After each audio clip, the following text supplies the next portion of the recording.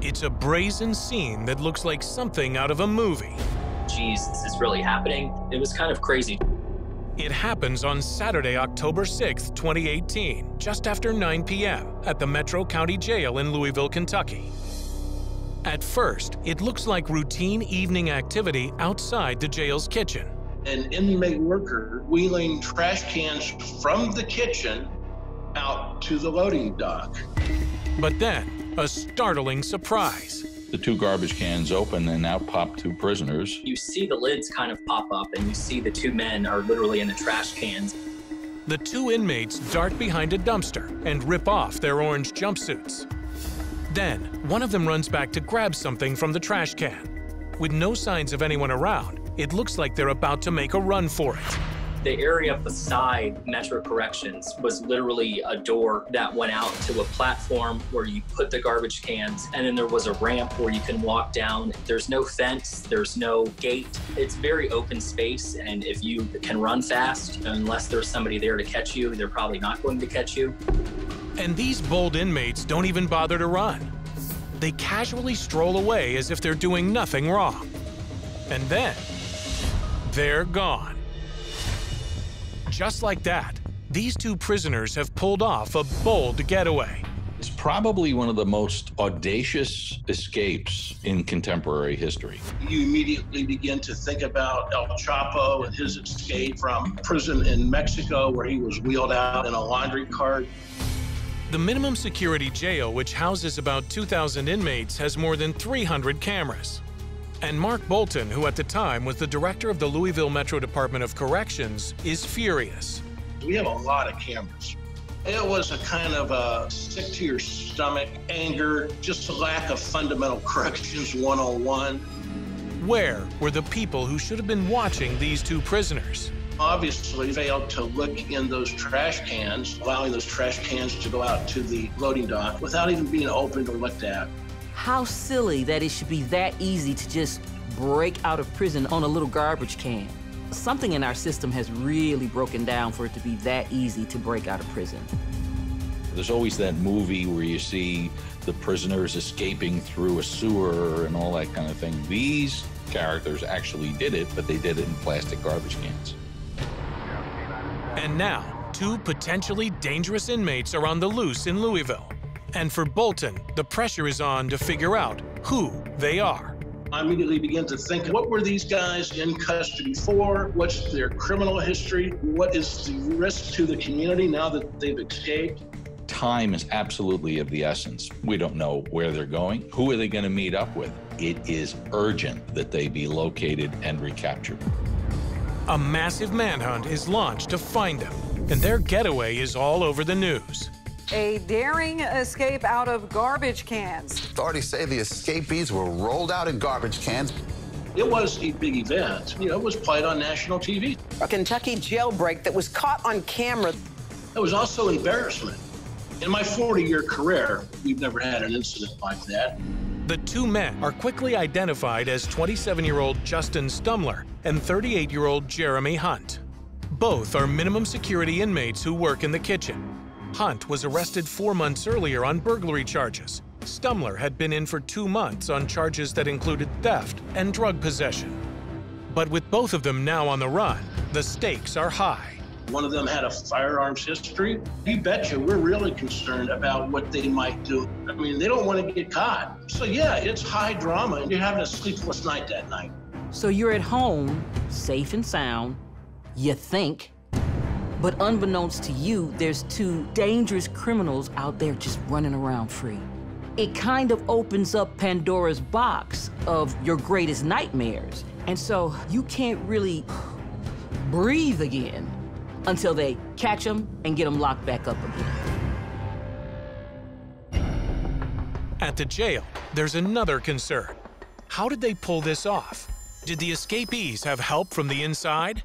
We think that it was coordinated, at least amongst the inmates. It's staff complacency, and staff complacency can get somebody killed.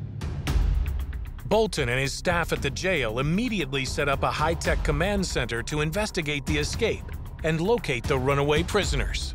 with software that allows us to listen to inmate phone calls, to use Google mapping. We were able to determine they had access to cell phones. And once we began to access those cell phone numbers, we were able to ping those cell phone towers, and we just began to track them. We were able to track them almost in real time. But by the next day, Sunday, October 7th, authorities still haven't been able to locate the escapees. They know we've got a beat on them. It's on the news. Their escape was caught on camera. Authorities still were searching for the men. So I think that they were probably scared, changing their appearance, changing vehicles, and they would get into one vehicle and meet an acquaintance somewhere else and then get into that vehicle. And so we were one step behind them almost the entire time. With police on high alert, the entire city of Louisville is on edge as the prisoners elude capture. Now they're running through the community. There is no more control. And who might they hurt and what might they damage on their way to freedom? And they know that they're the hot topic right now. So that's a real big concern. Whether they get into a high-speed chase or whether they have weapons in their possession, or whether they have stolen a car, or whether somebody could get hurt. Yeah, that's a gigantic, huge concern, which is all the more reason why we wanted to get these guys back in custody as soon as we possibly could. It was in the local media, it was online, it was on the news. Days on the run. We had people calling in from really all over the region with information that they thought that they had spotted them and where they had spotted them. By the morning of Monday, October 8th, the inmates have been on the loose for 36 hours. There have been glimpses of them near a high school Saturday night and again on Sunday morning walking towards another county. But every time a tip comes in, they're gone by the time police arrive. Then, finally, there's a promising lead. An anonymous tip that Justin Stumler plans to meet a family member at a fast food restaurant. They quickly swarm in, and when they spot Stumler, they corner him and arrest him. Now, only Jeremy Hunt remains at large. But a few hours later, after he attempts to use stolen credit cards at a gas station, police get eyes on him too, driving a stolen white truck. He was driving back towards the Louisville area, and he was spotted and got into a high-speed chase with Meade County law enforcement personnel. And that's when things get really scary. Hunt seems to be in a panic, driving erratically through local neighborhoods. As innocent people suddenly find themselves in danger, there are comments on the police department's Facebook page like, "The guy nearly killed me, missed me by an inch." Somebody out on his lunch break is almost struck by the prisoner fleeing in a stolen car. We heard the car chase on the scanner. The assignment editor said, hey, we have several cars that have been hit along the highway. It's intense. Numerous agencies join the chase before it finally comes to a dramatic end. At 3:45 p.m. at a busy intersection, there is a terrifying 5-car collision. The driver literally plowed through a couple intersections. There was glass everywhere. It looked pretty bad. The vehicle driven, according to witnesses, by that escaped inmate. Rudy Sweeney is working nearby. We hear the loud boom. I thought the guy was, dead. I didn't know what to think. And so I was just yelling, help, help. Nobody is dead, but at least 3 innocent bystanders are injured and rushed to the hospital. The man who caused all the chaos, escaped prisoner Jeremy Hunt, tries to make a run for it on foot, but he doesn't get very far. And now, both Hunt and Stumler are back behind bars. In the end, we were able to get these guys back in custody very, very quickly.